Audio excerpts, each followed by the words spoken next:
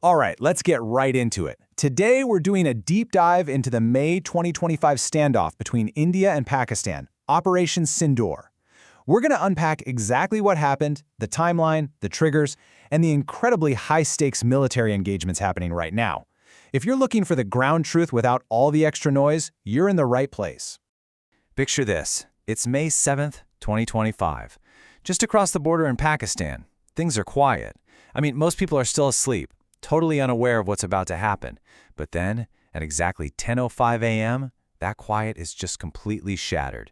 The whole atmosphere literally shifts in an instant as military jets take to the skies and a massive, highly coordinated airstrike begins. Section 1. Operation Sindoor and the airstrikes.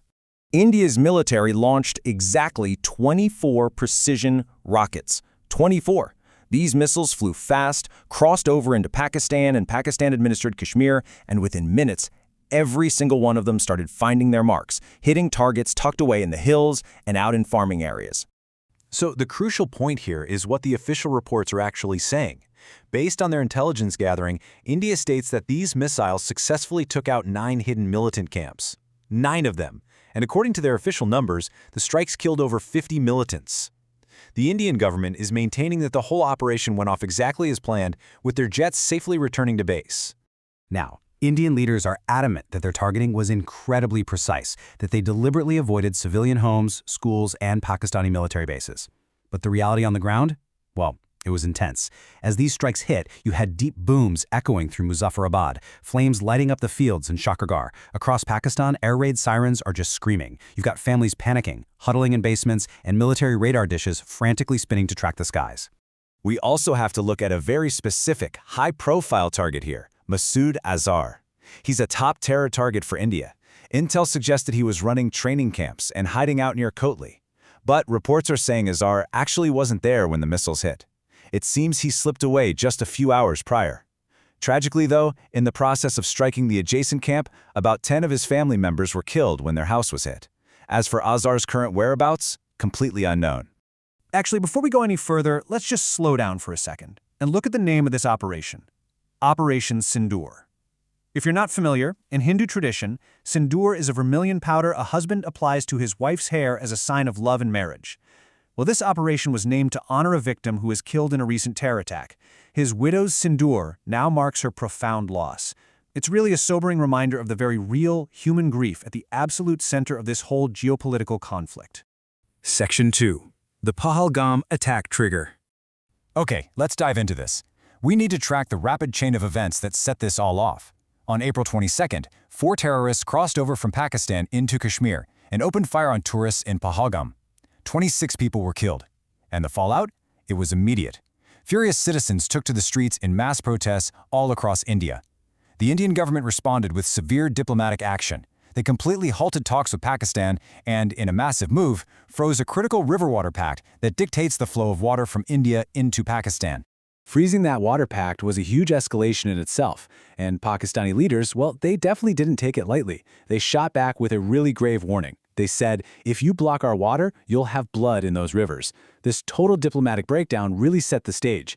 Indian intel agencies started tracking the Pahalgam attackers, the Prime Minister gave the military the green light to act, and warships and troops immediately started moving into position. Section 3. A history of retaliation.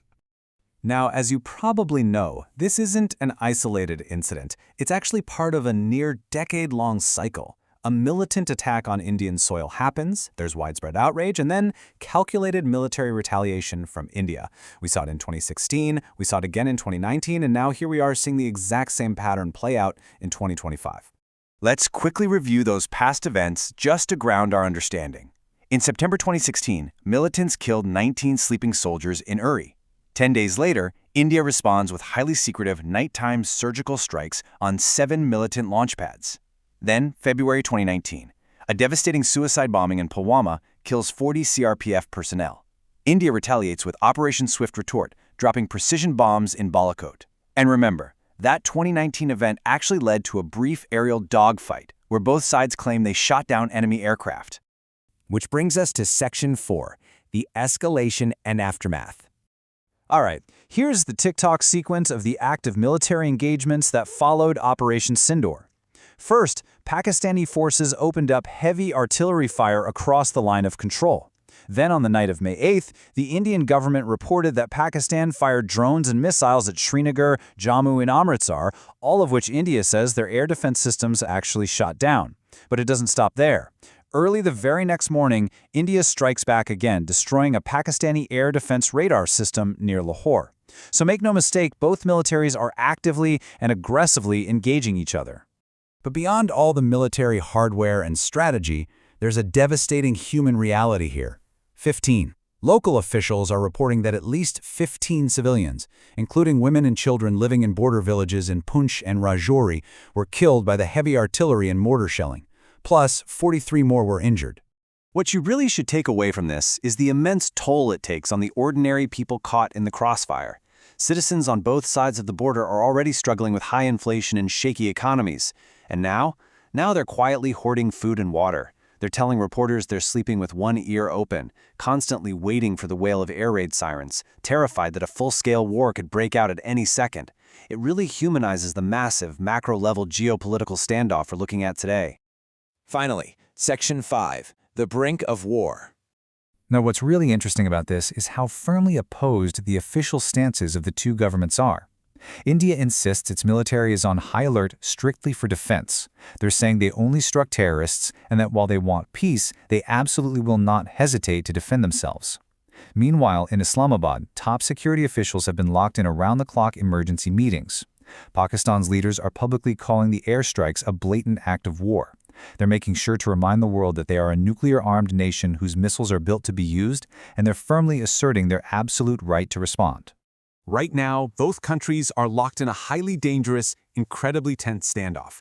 Fighter jets are scrambling on training missions, troops are reinforcing forward positions all along the border. And the ordinary people, they just watch and wait. Which leaves us with the ultimate, really precarious question. Will Pakistan reply with full-force military action? Will this crisis slide into an open, all-out war between two nuclear-armed neighbors? It's a tense situation we'll be watching closely. Stay focused, and I'll see you next time.